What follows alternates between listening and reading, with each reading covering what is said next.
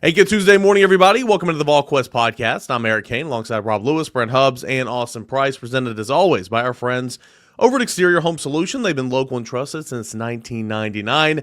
That phone number for a free estimate is 865-524-5888 or online at exteriorhomesolutions.com. College football playoff expansion seems like that's going to be happening in the very near future, as we all predicted. Baseball opening weekend. Pretty much what you'd expect. A really bad team against a pretty good team, 3-run rules. But let's start out with a come-from-behind victory on the hardwood. Tennessee basketball, Rob Lewis, got a win that it had to have, and it certainly didn't look like they were going to get that win in the first half. No, not at all. I mean, it's a cliche, or we all use it too much, but tell of two halves.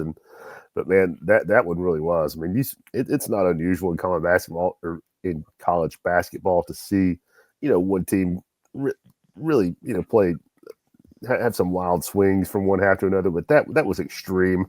What you saw on Saturday, even in this game. I mean, it was to go down, be down 16, and it wasn't just the scoreboard. I mean, they look flat. I mean, Hubbard, would you not agree? They just did not look ready to play. Like they weren't meeting the emotion or intensity that Vanderbilt brought out there. That's just you didn't expect to see that in an SEC game. I mean, they made up for all their sins in the second half, but boy, that was an eye opener early.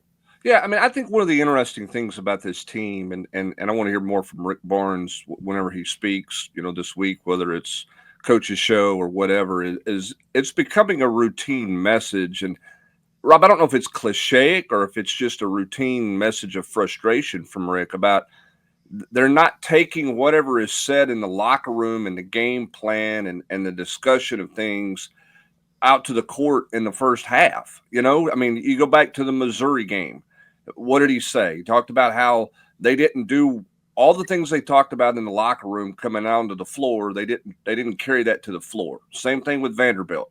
Same thing with Kentucky and Knoxville. It's a bit of a disturbing trend, I think, with this team when you have the veteran leadership that they have with Zeigler and Meshack. And I know there's a lot of other parts, but you're 26 games into the season, whatever you are now, and the things that, the final message in the locker room, the scouting report, you go out and you don't follow that at the start of the game. Now, I understand if adjustments take place, but to not start that way, I think, is a bit perplexing with this basketball team. That's one of the interesting things for me.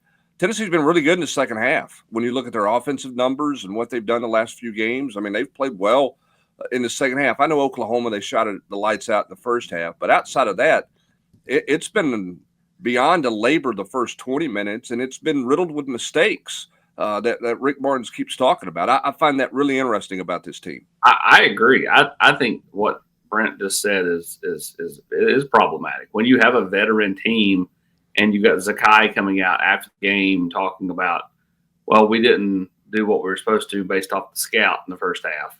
I mean, that's like getting the answers to the test and then going, yeah, I'm just gonna ad lib it. I mean, it doesn't make any sense, especially when you've got such a group of older guys. And to have this happen a few times now, to me, is a bit of a head scratcher. I mean, what do you make of it, Rob? I mean, is that overblown when you look at things? Is that just kind of Rick's clutch answer when they don't play well? No, I mean, I don't think it's necessarily cliche, but he touched on this. He touched on it last Friday, I guess, before the game, and then again in the post game, and we say veteran, and because you look at fifth year guys and fourth year guys, but three of those dudes that are playing huge minutes, they have played a lot of college basketball. They've not played a lot of college basketball here or in the SEC, and I'm not casting stones at Chaz or Igor or Felix and Dubar to a lesser degree, but those first three play huge minutes and are a big part of the puzzle.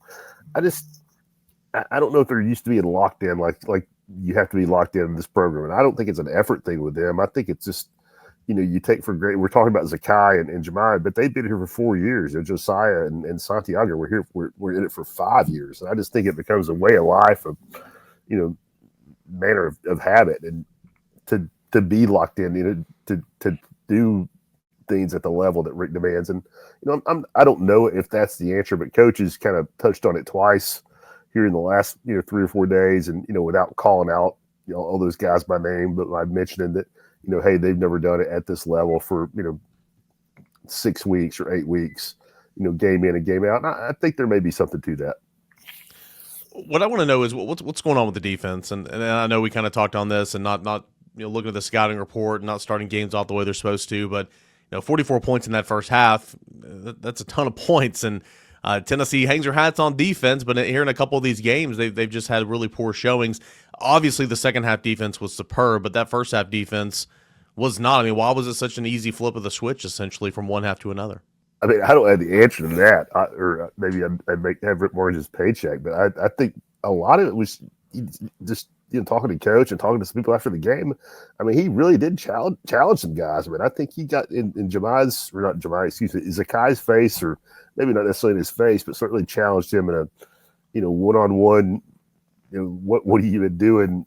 Are you a manner that him and Zakai? I don't think get to very often anymore with the level of respect that they have. So I think that was a huge part of it. I mean, I think he lit a fire under Zakai, and I think Zakai lit a fire under his teammates. And 5'9", 29 or 22 points in the second half, and he didn't go off from three at 3-pointers, but it wasn't like he just hit 6 of them out there, 4 assists. I mean, he was. I thought Zakai was really, really impressive in that second half. And again, that may be oversimplifying it, but I think the biggest difference was that the head coach, jerked his point guard's chain, and stuff started happening. Rob, do you think Zakai has to be score first for this team? Because it certainly feels like when he is, they seem to excel more. And at times, I think, especially early in games, he takes a back seat trying to be a facilitator and distributor. Do you think he probably needs to do that, be more, I won't say me first, but, look to score early than he has? I wouldn't say score first, but yeah, he can't ignore it, AP. If you look the other day, I mean, that's not the only reason Tennessee had 26, 28 points at halftime, but he had no points at halftime, and more importantly, had to what you're talking about. I think he'd only taken 2 shots in the first half, and played a ton of minutes like he always does. So, yeah, I mean, I think that's part of it, but also I think he's very conscious of getting guys involved. I mean, more conscious than he was. More conscious than most young point guards are, but I think that's a big deal to him. I think that's something him and coach talk about. So, but he's got to balance that. I mean, I think you're exactly right. He can't take 2 shots and a half. Rob, why are they finding it offensively in the second half? They are. I don't know. I mean, you had 40 points at home against Kentucky in the second half and a rally that came up short. 40 points against Florida at home, 57 against Missouri, 38 at Kentucky, where you couldn't do anything in the final 5 minutes of that basketball game offensively. So you're in pretty good shape up until then, because I think they started 7 or first 8 in the second half. And then they had 50 points against Vanderbilt. Like, what's the switch? Like, is that adjustments? Is that, any way you can put a finger on that? Well, I mean, just again, I'm just relaying what I'm hearing from coach or talking to some other people on the program, and it's not, they won't tell you, or they won't say that there's a magic move that they're making at halftime. I mean, maybe some small adjustments here and there, but mostly it's about, guys, we're not doing what we talked about. Guys, we're not doing what we talked about. You can't. We talked about not letting this guy get the ball here, not let just. So I'm just going on what people are telling me, what I'm hearing, and it's not like coaches reinventing the wheel at halftime. It's more like guys who, for whatever reason, what we talked about initially, you're not taking the game plan to the hardwood. So does that give you? I mean, everybody jump in here. Does that give you more encouragement about this team because of what they've been able to do in the second half? That if you put 40 minutes together, then here you go. I mean, obviously there's a small minority of Tennessee fans who just don't like this team, right? I mean, this team doesn't move the needle for them for whatever reason. But when you look at those numbers in the second half, do you feel like, hey, boy, if this team can do something in the first half, man, they got a chance to make a real run? Or is it more of a, they're not desperate enough in the first half and the pressure of the tournament's going to get to them in the second half? I mean, what do you look at when you look at the outlook of this team? I just don't think you can count them out, right? I mean, they've been outs on, one of these games. Florida, they were never in the game, and it was, they lost by 30. But the game here this past weekend, Missouri, it's frustrating, and it shouldn't happen this way. You don't need to dig yourself in a hole. So I guess I would take the stance of it's more encouraging that, like, okay, well, if you get in a little bit of a hole, gosh, if you come out and make a couple stops in the second half, you're probably going to climb out of this thing and then have a chance to go win it. That's the way I look at it, because we've seen it a couple times this year. But also, again, like I said, it's very frustrating. You shouldn't be down 16 in the first half to Vanderbilt at home. So that's annoying, but I would still lean on the side of encouraging. I mean, I think it's encouraging in the light of how they've won a couple of these games, and it's by scoring 57 points against Missouri. Scoring 50 against Vandy in the second half of these games, and outside of the Dalton team last year, if this team melded in and was down 16 in the first half, they were they might win that game, but they would have to almost pitch a shutout in the second half. They weren't going to do it by coming back and scoring 50. So that's where I would be encouraged, is the explosiveness, but the inconsistency here. 10 days away from March. I mean, I think that's worrisome, but also the ceiling, the offensive ceiling they've shown. They certainly showed you their offensive floor, scoring in the 20s and some halves, but I mean, scoring 50 plus in an SEC game, that's, to me, that's encouraging. I mean, and doing it multiple times here in the last few weeks, that's encouraging.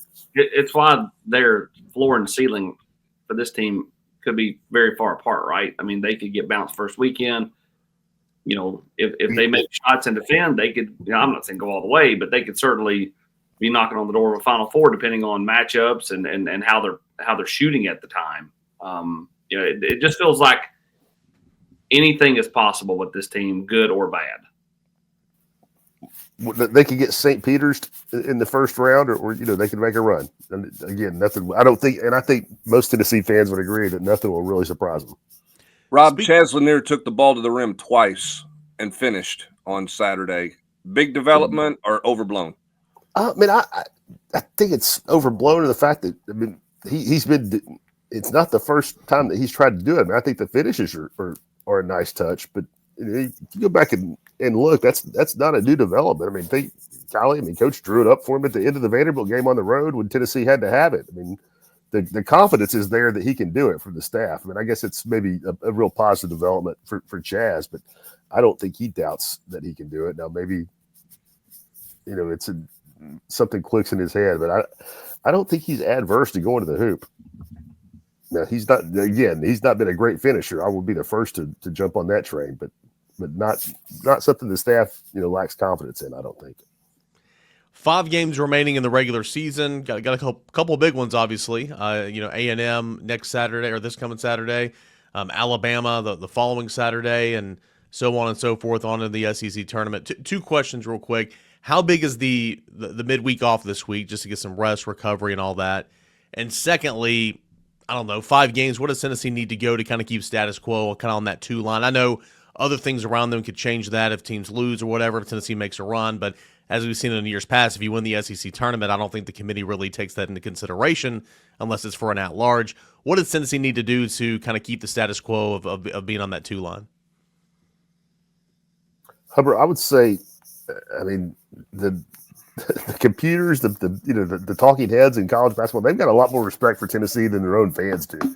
I think when you talk about their postseason resume and what they think about the tournament, so I would, I could end up being wrong, but I think win your home games and you maintain the status quo. I mean, you might not be the top 2 seed like they were in the bracket reveal on Saturday, but I think a 2-3 finish, which would include a Bama win at home, would keep you on that line. Would be my guess. Yeah, I mean, I look at them. I mean, LSU's playing better. That was a big rally for them at Oklahoma when Oklahoma gave that game away. But you certainly look at that as a game on the road that you've got a shot to, you got a good shot to win at. South Carolina's winless in conference play. A&M's going to be hard because that's a tough matchup for Tennessee. That's been a tough matchup for Tennessee. When Tennessee's been elite, that game's been hard because you know what you're going to get from their defense. That's going to be a bloodbath of physicality. There'll be a lot of eyes on that Alabama game because there's a lot of talk about Alabama and their finish and who they have to play to close here. And I'm not saying anybody's questioning Alabama, but I think there's some people wondering how good Alabama really is, because now they're getting into the meat of their schedule. So that game's going to draw a lot of eyes, at home, and that should be a pretty rocking atmosphere. So, again, I think Rob pointed it out best, AP. I mean, the national pundits like this team. I mean, even when they've lost a game, they've not. I mean, they were a 1 seed going to Kentucky, right? I mean, they were back on the 1 line. Now, I don't know if they would get there or not, but I mean, they've consistently been, one of the top 8 seeds in this tournament all season long, and it feels like they've got a great shot to stay there as long as they don't collapse down the stretch. Yeah, it feels like they've never really even dropped below 6. I mean, like they've been, no matter how much they've lost in league play, it's just not affected them because of how they've lost. They've got the 1 bad loss to Florida.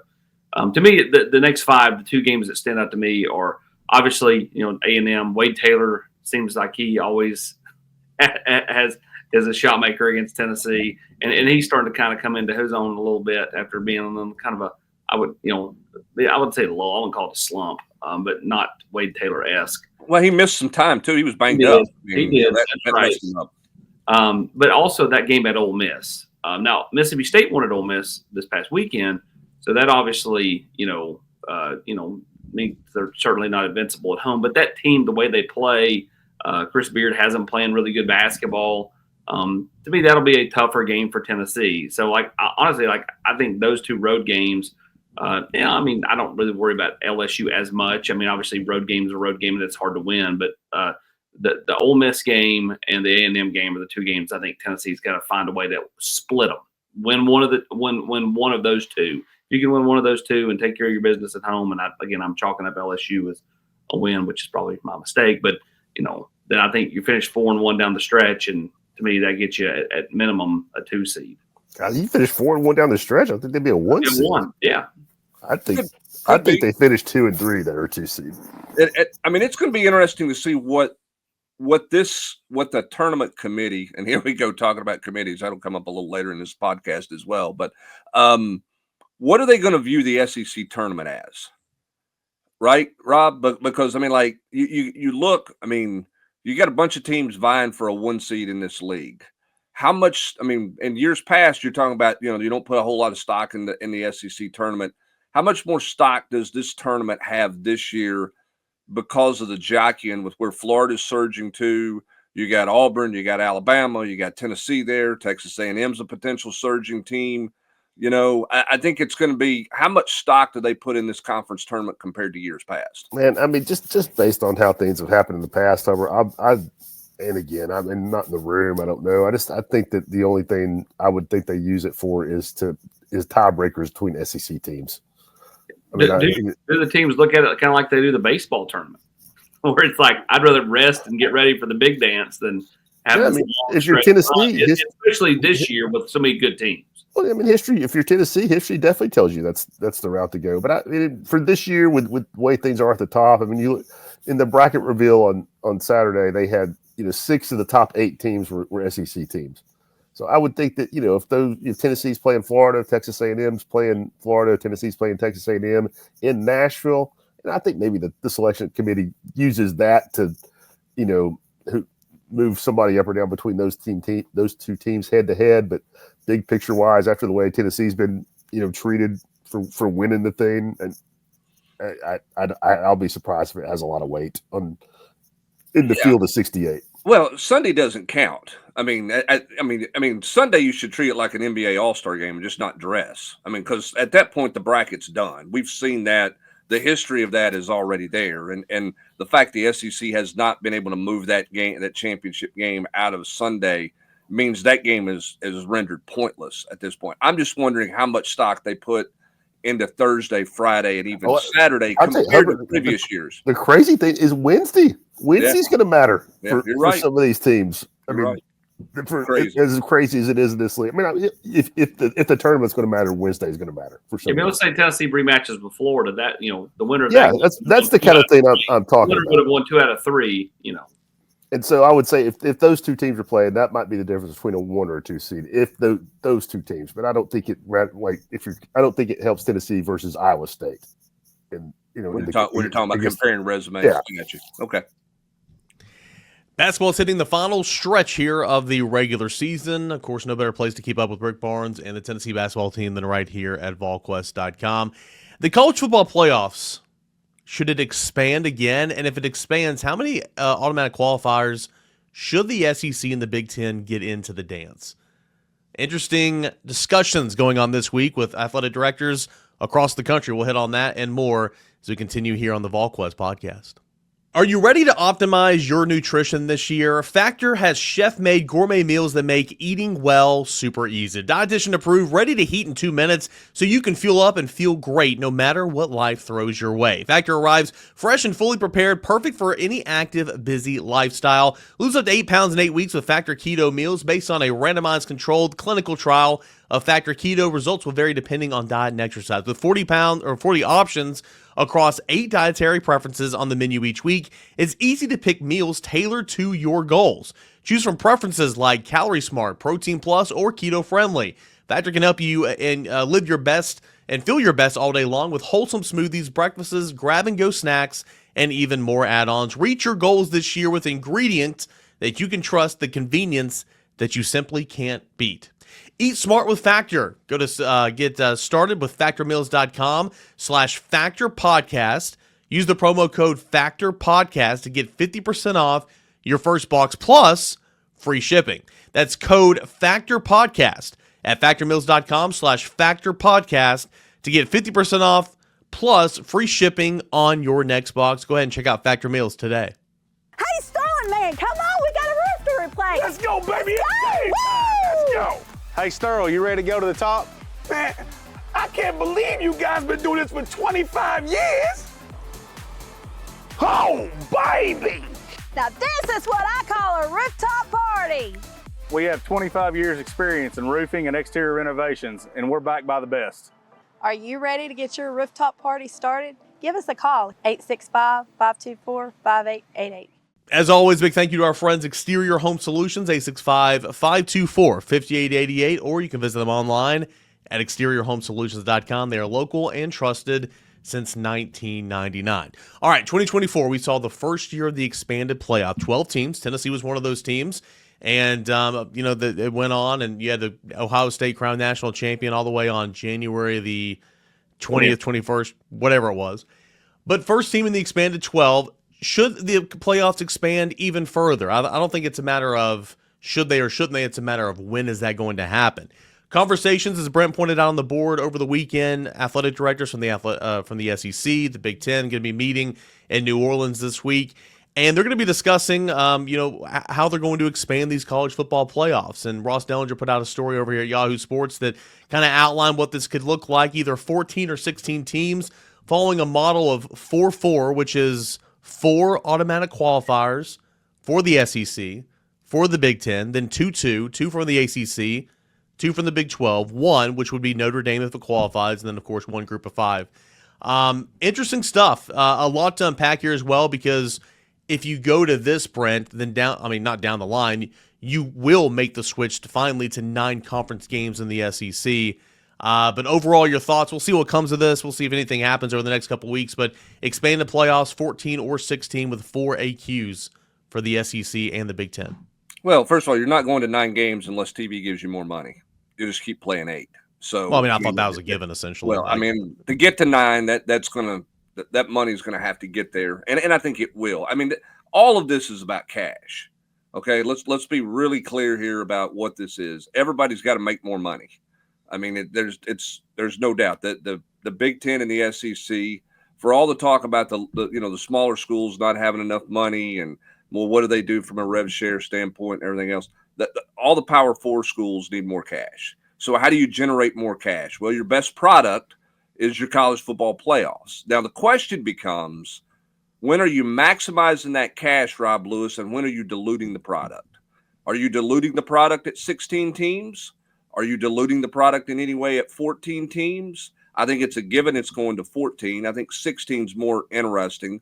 But I think when you look at it is 4 automatic qualifiers from the Big Ten and the SEC too many, in the league? Are you diluting the regular season? One of the beauties of this current year, this past year, was the fact that November was so important. Every game counted. You get 4 automatic qualifiers. How much does that dilute the regular season? Is that something that goes into consideration at all, or is this just all about cash and that part doesn't matter? I mean, I don't think it dilutes it. I mean, the TV ratings will eventually tell us, but I don't think that it dilutes it. I mean, it might dilute the bowl games further, a little bit, but I don't think that was. I mean, that happened this year, and I mean, I think the benefits, the excitement of having the playoff far outweighed, a bowl game being played on December 27th having less, of an important feel. I mean, I was wrong. I thought going in this year that I thought the regular season would be polluted just a little bit. I thought that there's not 12 teams that deserve to play for a national championship. There's not 12 enough good teams. And then you saw the way this specific year played out, and it was like, there's not one dominant team out there. I mean, Oregon's ranked number 1, but is Oregon the best team? What team looks good that week?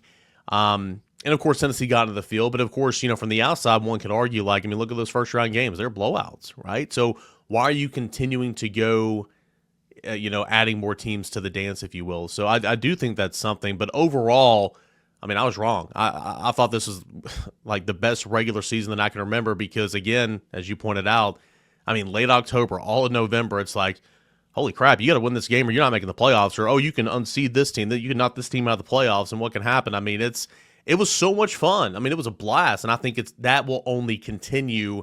It doesn't matter if you had 2 more teams or 4 more teams. I think that part is going to continue in the regular season. Well, it makes everybody feel like they've got a chance. And the first round games were blowouts. But guess what? A team that was the 8th seed, now they were 6th overall in the rankings because you had the 2 teams that got buys that were below them. They still won the national title. I mean, a team that wasn't in the top 4, the overall rankings, won the national title because the team that played wasn't in the top 4 either. Yeah, they were able to overcome the loss to Oregon and the terrible loss to Michigan. I mean, the 4 teams that got buys, now again, 2 of them probably not worthy, but all 4 of them that got buys got bounced. I think expanding it, does it dilute it? I don't know. I mean, everybody's going to say, well, there's not that many teams. Maybe, but it still makes for creative matchups and fun matchups, especially if you get rid of some of the whole the ACC deserves a bye or the Big 12 deserves a bye or whatever. Just put the first top 4 teams. And if they're all Big 10 teams, if they're all SEC teams or whatever, let them be the ones that get the buys. There shouldn't be let's try to have equality and make it fair for all the conferences. According to this article from Ross Dellinger, the 14-team playoff top 2 seeds would get buys. There would be no buys in 16-team structure. So that's kind of interesting. Well, and I don't know. I mean, do you like a bye? How did the bye teams do, right? Or do you want to keep playing? I mean, there's always those discussions. I mean, I think, look, the bottom line is this. It's expanding. Not in 25, but it's going to expand in 26. But because the reason it's going to expand is the new financial agreements. I mean, the SEC and the Big Ten are going to make more money off of the college football playoffs in 26 and through 31 than they have to this point. They're the 2 conferences that are dictating these things. I mean, they are. And I know that the Big 12's got concerns and the ACC has concerns. But as Greg Sankey big boyed him and said, and it's at the bottom of that article, look, we tried to work on this a few years ago, and y'all drug your feet for 2 years. And we told all of you then, we'll just go do it. The Big Ten and we'll just go figure it out. And basically they've gotten control of the college football playoff. It's what's ended up happening. And so it's going to change. Is it going to go 14? Is it going to go 16? I think the other fascinating part of this too, that's not discussed in that article that has to be examined is what does the calendar look like with it? I mean, what are you doing? I mean, is college football really comfortable playing the last Saturday in August and finishing their season at the end of January? Is that where they want to be? Do they want their national championship game on the open date before the Super Bowl? And then if that's the case, how do you marry things together with the NFL where you're not competing against the NFL? And with the transfer portal. And the transfer portal. I mean, that's the part. Look, I get it. And here's what we know, Rob. I mean, how many times have ADs, presidents, and people looked at something and went, wait a minute, you're going to write me how big of a check? Yeah, I'm good. Just write the check. And they don't examine the depths of all of it, right? We'll just take the check. I mean, they've got to start earlier. I think they will. I mean, I think it's, like you're talking about, too much money involved. I mean, I think everybody involved probably saw that, for bumping heads with the NFL in January. I mean, college football playoff got plenty of attention, but it would have been a much bigger deal if that thing happens, right around the new year. And I don't know if you can do it I doubt you could do it on a traditional New Year's Day, like the bowl games, but I mean, you can do it close. You can do it much closer than January 20th. There's a lot of dead time in December, and I know you get the transfer portal and recruiting. You got to figure out, but I mean, however you're talking about, NFL or big television networks writing huge checks. I mean, they don't care about the transfer portal and coach having to work a 12-hour day. They want to program prime time on those first couple of weeks in December, and they look at the inventory that they just got. Well, and I don't know how many ADs are worried about what the December calendar looks like for a head football coach. I mean, you're making $9-10 million.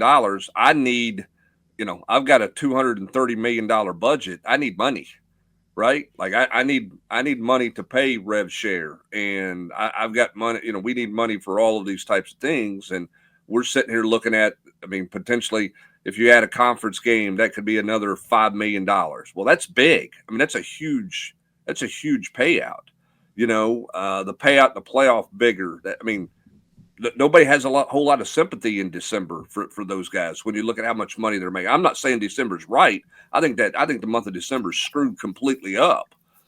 But I think at the end of the day, it's a profit loss statement, and you need more profit in there. And an expanded college football playoff can bring more profit, which is what these guys are looking at, I think.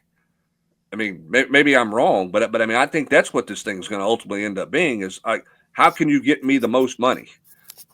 I think what you're looking at too is I think you're looking at not having these big layoffs, like this, play next week, play again, next week, play again, like not having these. How long did Georgia go? How long did Georgia go without playing? After the SEC championship game, with their bye. About 3 weeks, right? Because I mean, that championship game was first weekend of December, right? And they didn't play until the end of the month. Yeah. Here's the thing. I mean, here's the problem. Or New Year's Day. And I'm getting. I agree with you guys. I mean, from a speeded up standpoint, but if you're a TV executive and you're ESPN, what's moving the needle from a rating standpoint in the wintertime? Is it college basketball games where there's 16 on a night, or is it football?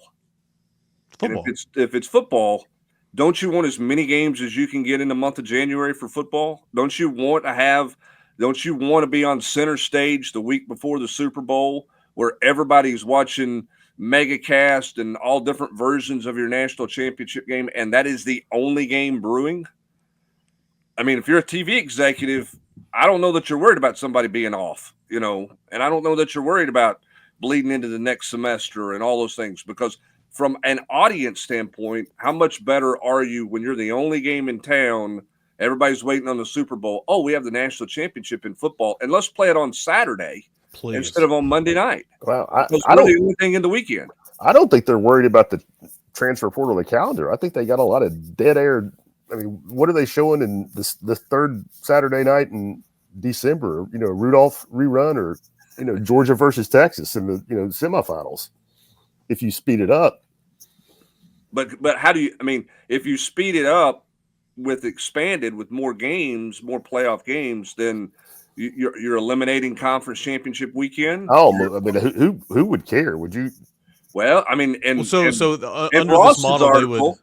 Go ahead, Eric. I was gonna say, under this model, they would rank them straight from the college football playoff rankings, 1 through 14 or 1 through 16. So you would not need a conference championship to secure an automatic bye. To Hubbard's point, Greg Sankey probably ain't giving that money back. Exactly. Like, I mean, that's a huge moneymaker. Which is why it said in Ross's article, it might be a play-in type game for that 4th seed. If you're the SEC and you're the Big Ten. So now instead of it being the championship game, it's like going to Dayton to get in the tournament. It's a play-in type game. It would have been, Alabama and South Carolina this year? Yeah. Who would have watched that? Everybody. Like everybody, yeah. I mean, I'm for that. I mean, yeah. We'll do it in some obscure location like Dayton. Like, Unlike Dayton. But I mean, again, you're not looking to cut games. Obviously, you're looking to add games because at the end there's going to be more revenue available to it when they're games that count. So what do you do with your regular season? And how do you manage the calendar part of it is going to be pretty interesting. You think about little things like obviously transfer portal, new semesters, declaring for the NFL draft. Like, I mean, those dates. Does that date have to move back? Because I mean, like, what if a kid has a monster run in the playoffs and he could have catapulted himself into the draft, but all of a sudden he didn't declare because that was 2 weeks prior. Yeah, I mean, like, there's a trickle down effect to what we were talking about earlier. That it's like people didn't think about the trickle down effect of, we'll just let name, image, and likeness. No rules. It's all good. They didn't look at the trickle down effect of what all happens with all this stuff. No, I agree. I mean, they didn't look at the trickle down effect of a December window, early signing. I mean, they didn't look at any of those things, right? And now when you're talking about millions of dollars on the line, they're really not going to be looking at it. I mean, it's like I see a check, I see a large amount of money. How can I get the most and out of that?